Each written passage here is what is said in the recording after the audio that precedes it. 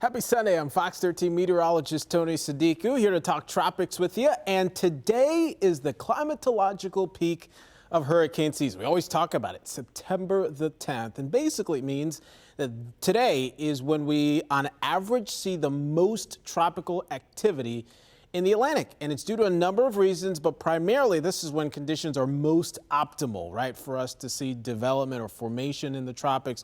Water temperatures are the warmest. You've got Saharan dust that tends to be a little bit more limited. Usually it's an inhibiting factor early on into the season, and we usually see a lot more of these easterly waves coming off the coast of Africa, these disturbances that tend to form when the conditions are just right. And it's been an active start already. We've done Lee and Margot, all the way to our 13th named storm of the season. So far, don't see a sign of any other storm, but we'll have to watch it because there could be more development down the road. So here's how things look as of this morning. Lee and Margot, the two named storms out there, but Hurricane Center is highlighting a couple other areas far out west, far out east, I should say, in the Atlantic, with these systems coming off the coast of Africa. Only about 30% chance of formation with both, but really we're looking for these down the road. No sign of anything imminent and no threats to Florida with any of these. That is good. All right, so we'll start with Lee. The storm right now, a few hundred miles north and east of, say, Puerto Rico and the Virgin Islands there. As you can tell, the storm does not look like it once did. Wind shear is taking a toll on it.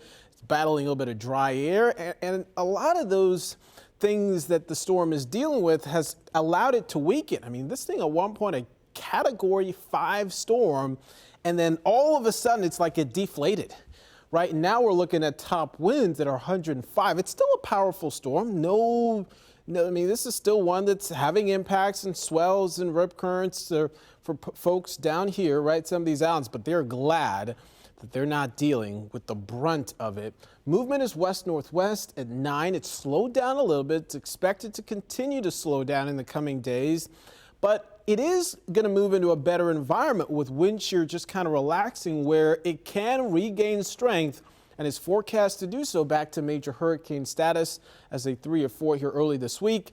And then that north turn as it's picked up by a trough. So that's why while it's moving west-northwest right now, we don't expect it to continue to do so straight into Florida.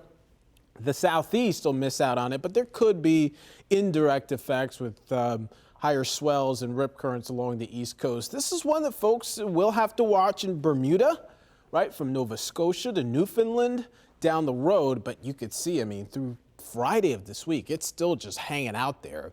So still plenty of time to watch this as it's expected to slow down. And then Margot is out there just hanging out by itself in the Atlantic. No threat to anybody. Movement right now north and west.